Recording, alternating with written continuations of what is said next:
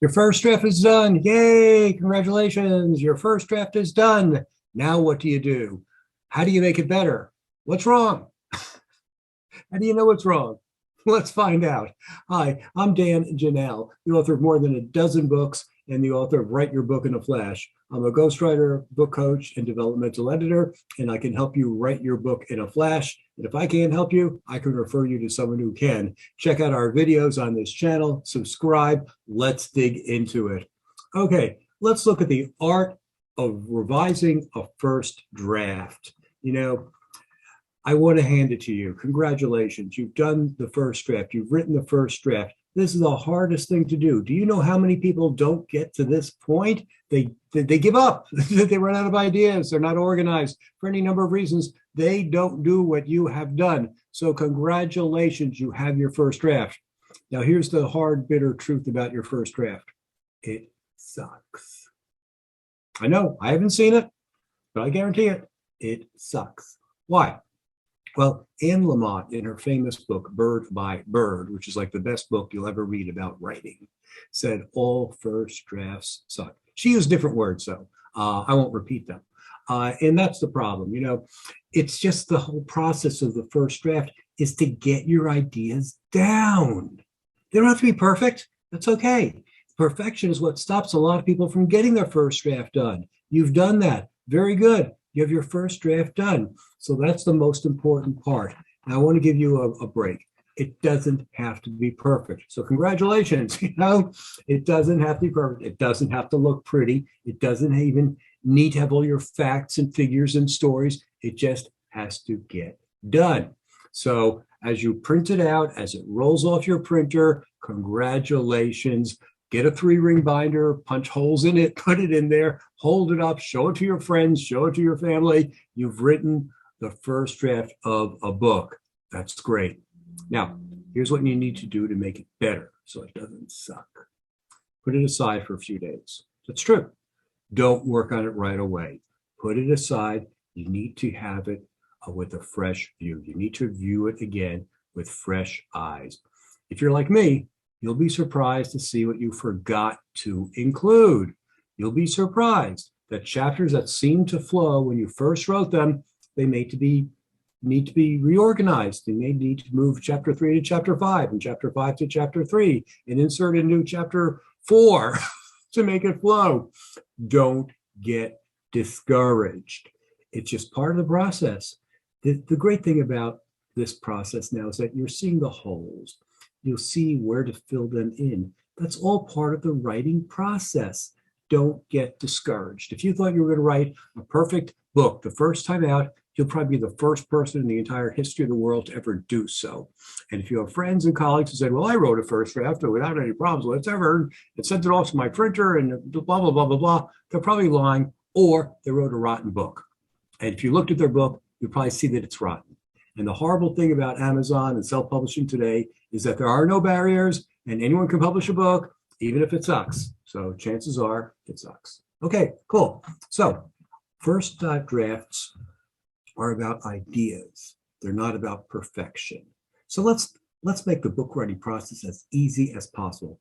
After all, writing a book is a long, tough process that taxes even the most skilled writers and subject matter experts. Why make it more difficult than it needs to be? So today, we're going to talk about a number of things to help you get the ideas out of your head and help you polish your writing without boring with all the petty details of grammar and punctuation. Okay, so let's look at a first couple of ideas. The tone. You want to write like you speak. Your writing should not sound like a PhD wrote it. You don't want your book to read like a dry academic journal. I know people who have advanced degrees who struggle to make their books not sound academic. You want to have a conversation with the readers. After all, when people read, they have dialogues in their mind. They read, but their brains think, is this true? Is this funny? Do I agree? Be yourself when you write. Your unique voice will make you and your book stand apart from the thousands of competitors. When a prospect calls you, they'll feel as if they know you. If the book's tone and voice is different from the way you speak, prospects will be disconnected from you. Your tone gives you the unique opportunity to help readers get to know, like, and trust you, the 3 essential ingredients in winning new clients. Okay, so let's look at your first draft. What needs to be done after you establish the voice and the tense? Okay, well, you obviously want to look at the grammar and the spelling and the punctuation, but chances are today you have a program that will do that for you automatically.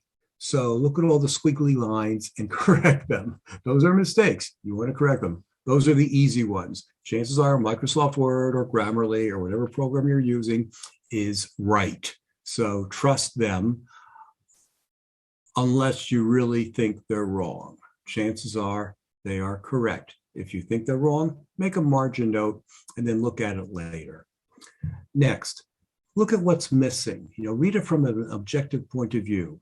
Do you have a story to illustrate your point? We all love stories. People love stories. If you don't have a story in your book, you need to have a story in each chapter that illustrates the key point that you are trying to make. It could be a personal story about you and the experiences you've had. It could be an experience you've had coaching or consulting with one of your clients. It could be a story that you read about, as long as you give proper attribution, like something you heard on the news, for example. That might be good. So you want to have stories.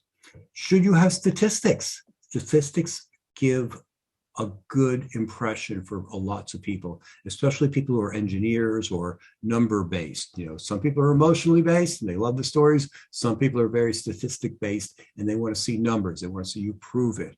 So depending on the kind of book you're writing, numbers are going to be important or they're not. So if I'm writing a book about the success of the publishing world, I might say how many books a year are published, how many reach bestseller status, how many books are needed to reach a bestseller status, and all sorts of facts and figures on sales of books and what's popular and such like that. So that would make a lot of sense. If you're writing a personal memoir, then maybe statistics are not as important. So there you go. Okay. Artwork. Art breaks up the page. People don't want to read page after page of just boring text. I'm not saying your text is boring. It's probably not boring, but it just looks boring. The visual appeal is boring. We're all used to seeing page after page of dark type on a white background.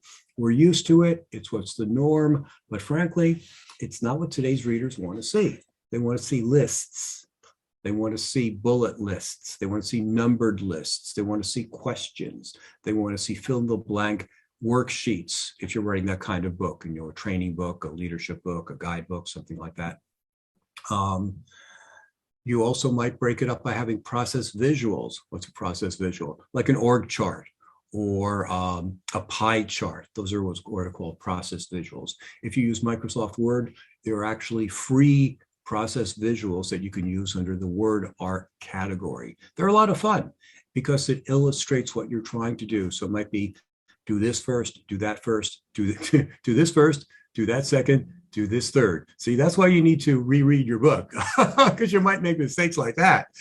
You also want to check okay, so there's a process visual for that. It can go timeline, first do this, then do that, do the other thing, or org charts and all sorts of wonderful things. So check out the word art function in Microsoft Word to illustrate your points. You could also use line art. You could actually use, your own drawings, stick figures to illustrate two people talking and have balloons coming out of their heads saying, do this, do that, don't do this, don't do that, whatever.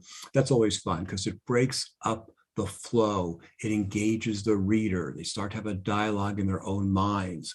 You're having a dialogue with them when they read. So it's a lot more fun that way. So think about using those kinds of illustrations in your book too.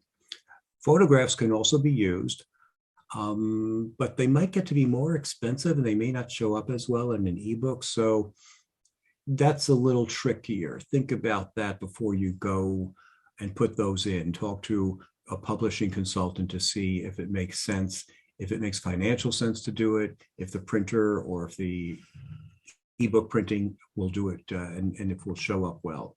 So those are some ideas to make your first draft look a whole lot better. In another video that you can see, we'll talk about how to get feedback from your peers and your readers So that will be another video for you to watch. So if you haven't subscribed to our channel yet, please do subscribe, hit the little bell so you'll be notified each time we come up with a new video.